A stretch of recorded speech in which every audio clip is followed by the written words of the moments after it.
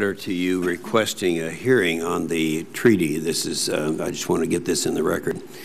I also serve on the Foreign Relations Committee.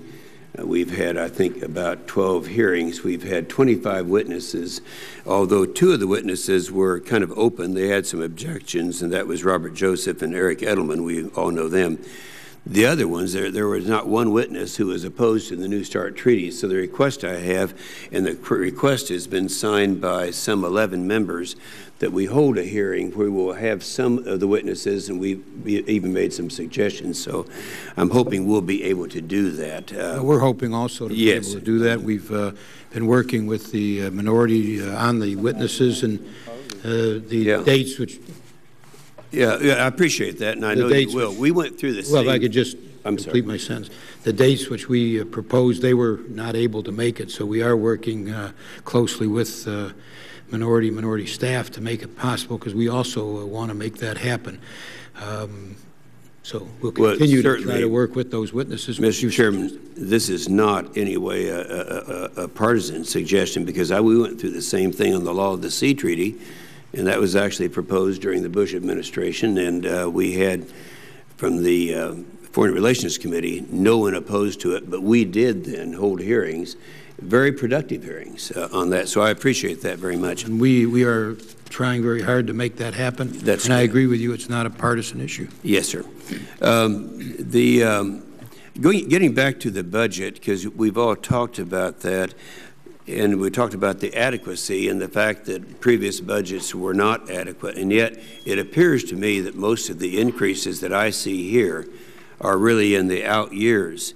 The National Security Enterprise Integration Committee, in its recommendation, had recommended, I believe, in fiscal year 11, 12, and 13, 7.3, 7.8, 8.3, and yet it was reduced substantially in the President's budget for those particular years. So when you talk about the adequacy, I'd like to have each one of you respond to this. Are you talking about that it would be in out years? The administration has proposed a budget increase of $10 billion over 10 years, a total of $80 billion, yet under the administration's projections, 70% of the $10 billion increase will not show up until fiscal year 16. Is that of concern to you, or do you think that, are you perhaps looking at these future years as in terms of the adequacy of the budget?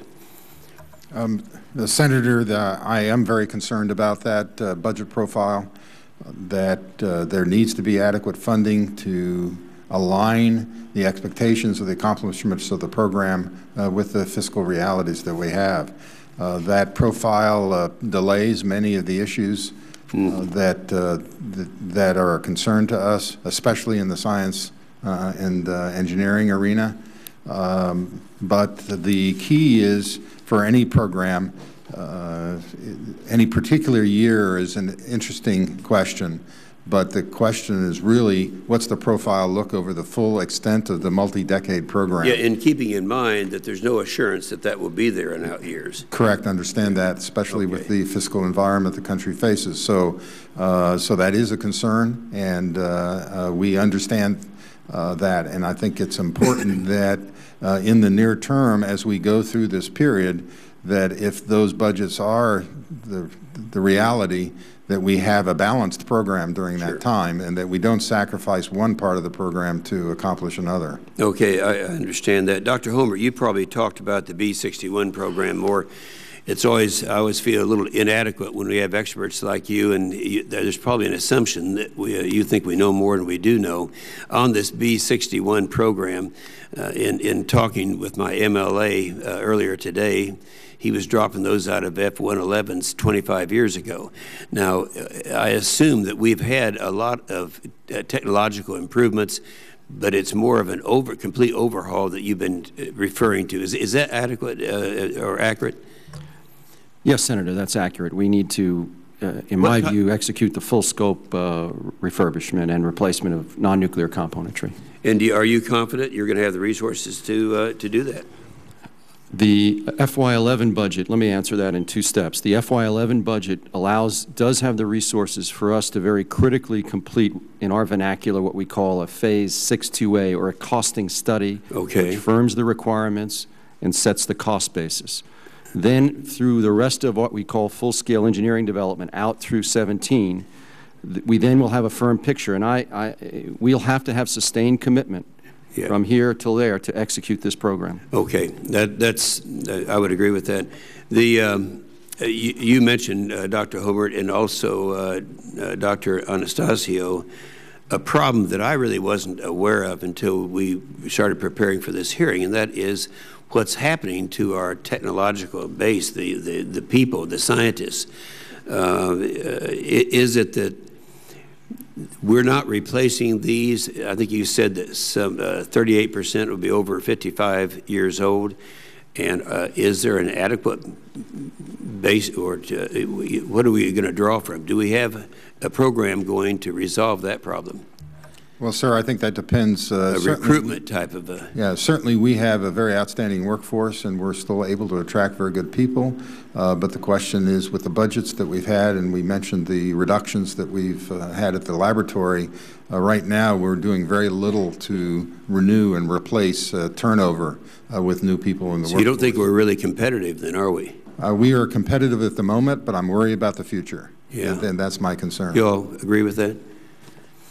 Yes, sir. Again, I think at Livermore, we live in a very dynamic area, the Bay Area of San Francisco, but we have historically been able to recruit and retain people in the nuclear weapons program. Our decline is principally financially driven, and so if the commitment on the part of the country is there, we as a laboratory can deliver on what's expected of us in terms of bringing in the highest quality science and technology point.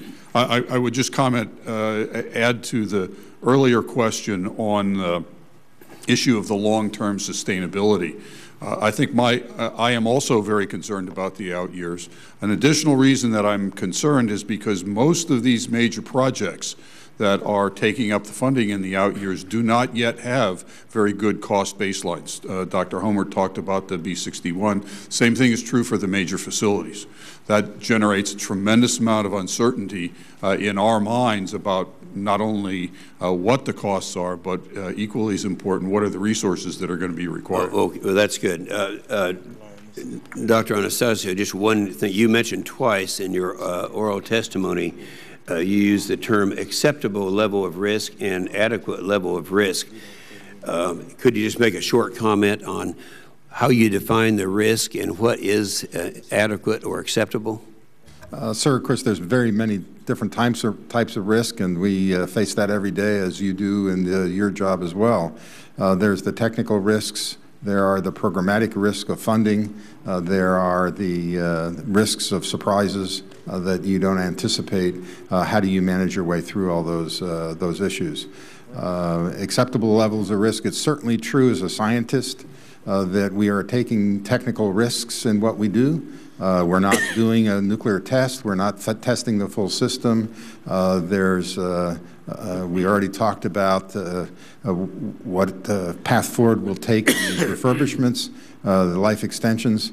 But I believe when I say adequate levels of risk, I believe that the risks that are there, there's not a no-risk version, that the risks that are there are manageable and that we can deliver on our responsibilities. That's fine. My time has expired, but for the record, Mr. Chairman, I'm going to ask each one to take the letter from these previous directors and kind of respond in writing as to how you disagree with these assertions that were made, if you would please do that.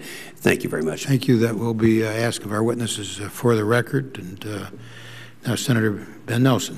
Thank you, Mr. Chairman, and thank you.